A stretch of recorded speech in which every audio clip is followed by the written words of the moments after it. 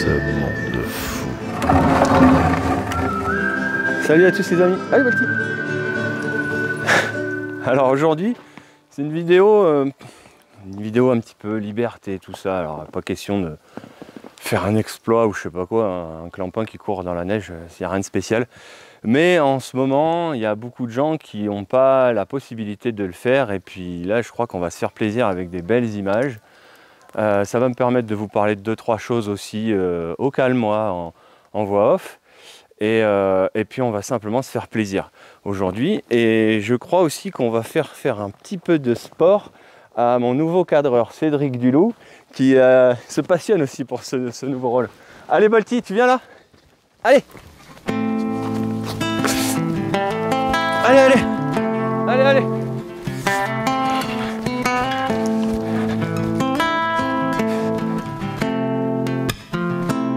On a déjà gagné, on est unis. Ok les amis, donc ici, quelques réflexions, quelques idées proposées pour dans notre tête nous libérer, au moins le temps de voyager. On a déjà gagné, solidarité,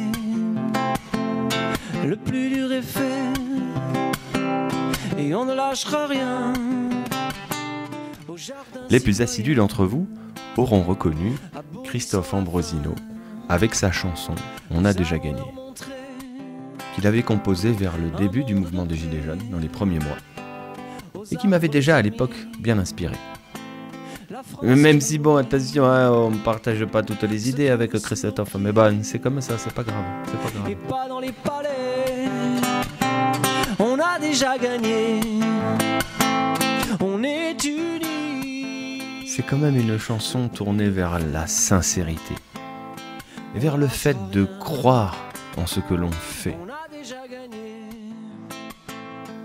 Alors, croire en ce que l'on fait, oui, mais comment être sûr de ne pas faire n'importe quoi?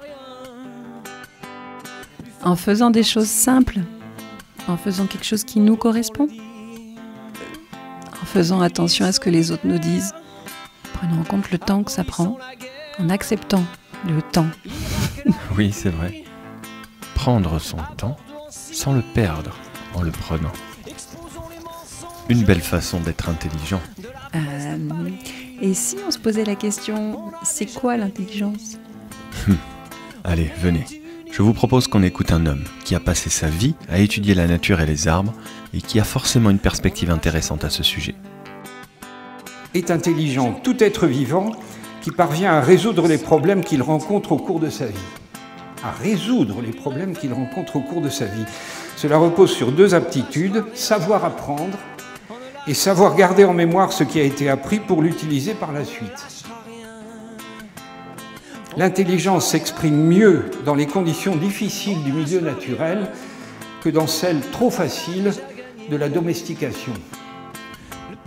Mon sentiment personnel, c'est que l'être humain, il est très fier de son gros cerveau et des prouesses technologiques extraordinaires, je dois dire, que ce cerveau permet. Mais par contre, ça ne vous aura pas échappé que nous détruisons notre environnement, alors que les plantes améliorent le leur. Ça fait une drôle de différence, ça. La vraie question que je me pose maintenant, c'est est-ce que les plantes ne seraient pas beaucoup plus intelligentes que nous ?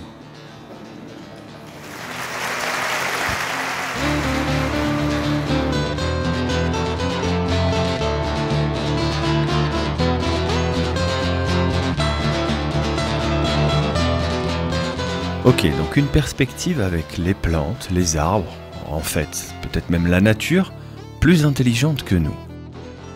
Peut-être au moins rééquilibrer ces considérations.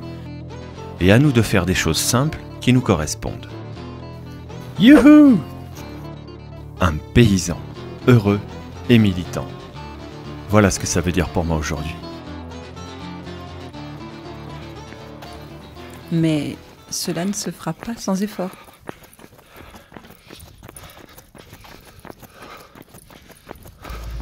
Non, c'est clair. Il n'y a jamais aucune vraie victoire sans vrai effort. Mais attends. on va aussi triper 2 minutes. Ok, j'ai bientôt 30 balais, j'ai pas fait de grande carrière et quand je fais les comptes, ça fait 15 années de formatage intellectuel suivi de 15 années à réapprendre à penser par moi-même. Et putain, crois-moi, c'est un job à plein temps, je commence à peine à savoir comment fermer les tympans.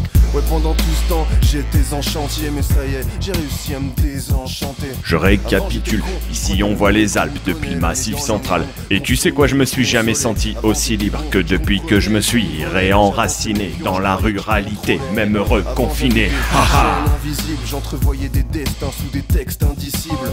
Avant j'étais une vache, avant j'étais une tâche, je voulais laisser une trace, maintenant j'ai une hache. Je respecte plus la procédure, sache que je m'en bats les couilles parce que maintenant j'ai une hache. Maintenant j'ai une hache. Ok, mais ça ne peut pas être une solution pour tout le monde. Le système, le monde extérieur accélère et devient de plus en plus dangereux, alors c'est normal de se demander comment faire. Eh oh, est-ce que quelqu'un m'entend là-haut? En fait je m'en bats les steaks, en bas je suis bien dans ma peau, ok. J'ai tiré un trait sur la capitale, histoire de laisser... Alors, comment faire? C'est à chacun de trouver sa propre réponse à cette question. Alors pas de jugement à porter. Lorsque chacun de nous, au fil du temps, aura trouvé ses appuis. Il n'y aura plus qu'à être solide et solidaire, comme les arbres. Les racines ne meurent pas. On s'aperçoit alors que cette souche, elle est soudée par ses racines aux arbres voisins qui sont de la même espèce, mais qui n'ont pas été abattus. Le résultat, c'est que tout reste vivant, tout reste vivant. Alors protégez la vie et diffusez des choses qui marchent autour de nous. C'est déjà pas mal pour résister autrement à ce monde fou.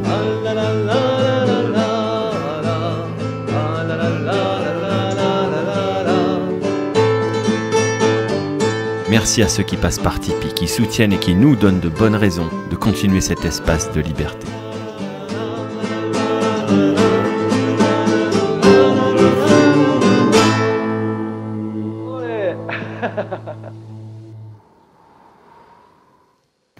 Qu'est-ce que tu fais, couillon?